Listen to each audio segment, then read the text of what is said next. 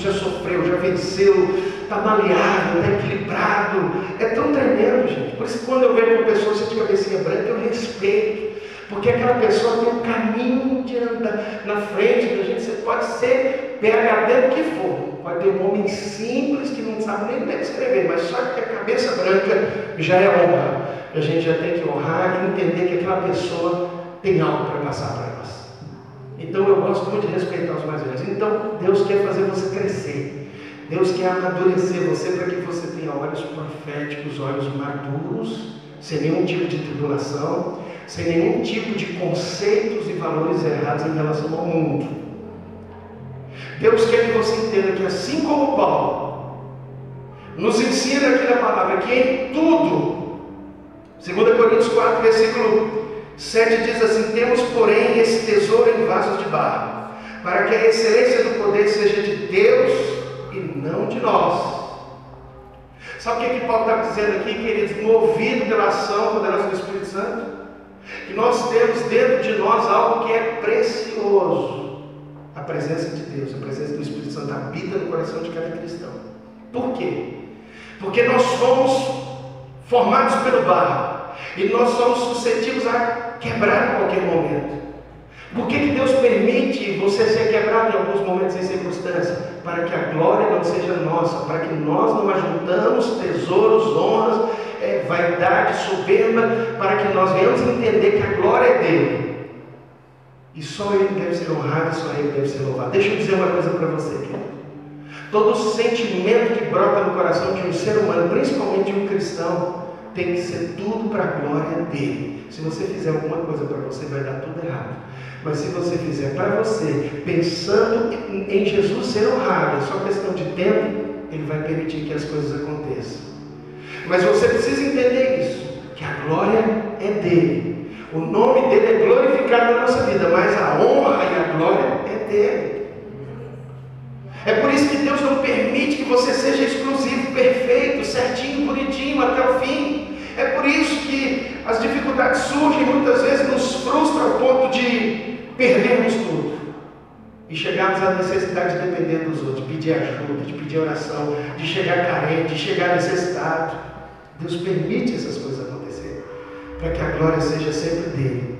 Mas eu quero profetizar na vida de algumas pessoas que estão aqui hoje, que você passou por dificuldade, por intempéries, você quem sabe está aí ferido, machucado por algo que aconteceu no passado. Você entenda, foi Deus que permitiu isso acontecer para você não se achar. A Bíblia até que diz que nós devemos nos achar. Então, achar-me-eis de todo coração. Não é isso. Não é para se achar melhor.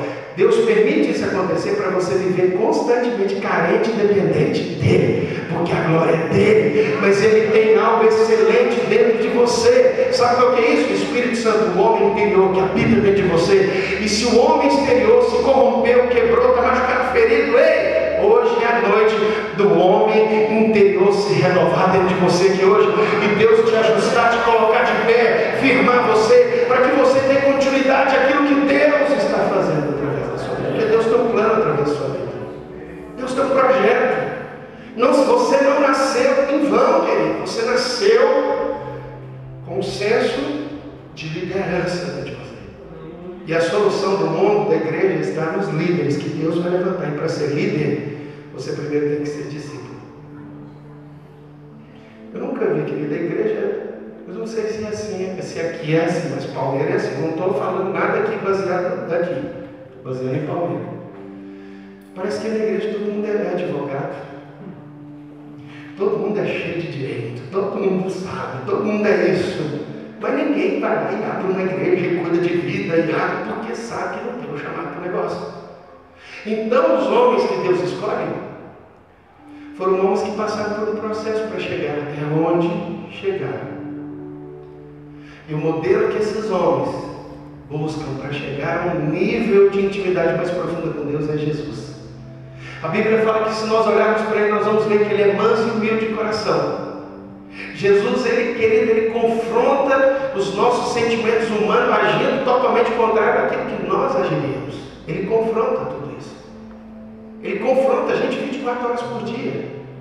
Porque você vive situações no seu dia a dia de traição, de decepção, de frustração, e às vezes dá uma vontade de revidar revidar o mal com o mal, mas aí Jesus fala, olha, não é assim.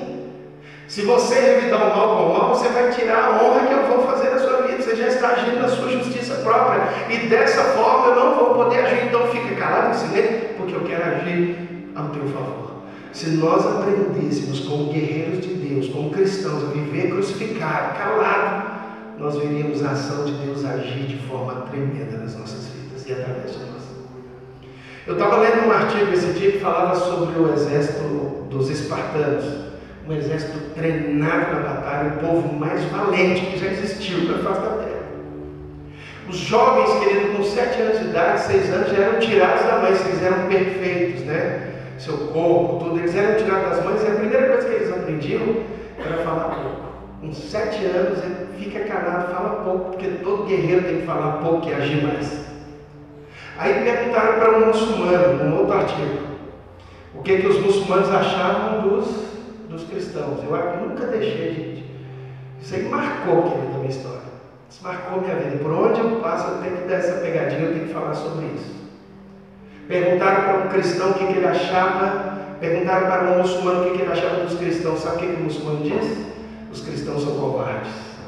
Mas por quê? Porque os cristãos, eles não morrem pela causa deles. Nós morremos pelo nosso propósito, pela nossa causa.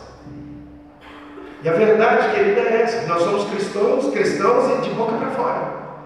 A gente honra a Deus com os lábios, mas muitas vezes o nosso coração está desejando outras coisas completamente diferentes do que aquilo que Jesus nos pede. Algumas pessoas, elas buscam a igreja, o evangelho, como uma forma para estarem vivendo por aquilo. O verdadeiro cristão, querido, ele morre pela causa dele.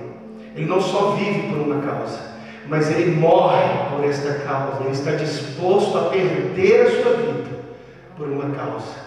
E eu quero dizer a você que a causa a qual nós servimos, querida, ela é muito maior do que a nós. Ela é muito maior do que nossas necessidades. Ela é muito maior do que meus sonhos, porque a necessidade é muito forte quando eu falo sobre isso. O meu chamado tem que me consumir. E todos aqui têm um chamado de Deus. Chamado não é só do pastor, não é só da pastora, não é só meu, não é só dos diáconos, não é só daqueles que estão mais próximos do pastor. Todos nós temos uma responsabilidade profética, ministerial em relação à igreja. E eu vou dizer para você uma coisa: você foi gerado em primeiro lugar no coração de Deus, para depois vir da sua mãe e ter nascido. Algumas pessoas dizem assim: eu não tenho chamado, eu sou rejeitado, eu sou esquecido, ninguém lembra de mim. Ei, isso é coisa que a sua própria carne está dizendo. Muita gente está sendo dirigida pelos desejos da carne, pela alma, pelos sentimentos. E a Bíblia fala que nós não somos dirigidos pelos sentimentos. Não é a sua alma, os seus desejos que devem determinar como você está sentindo ou que você vai viver ou não. É a palavra de Deus a única regra estabelecida de obediência para um cristão, para que ele viva um nível muito mais alto de espiritualidade e possa desfrutar da glória de Deus. Deixa eu dizer uma coisa para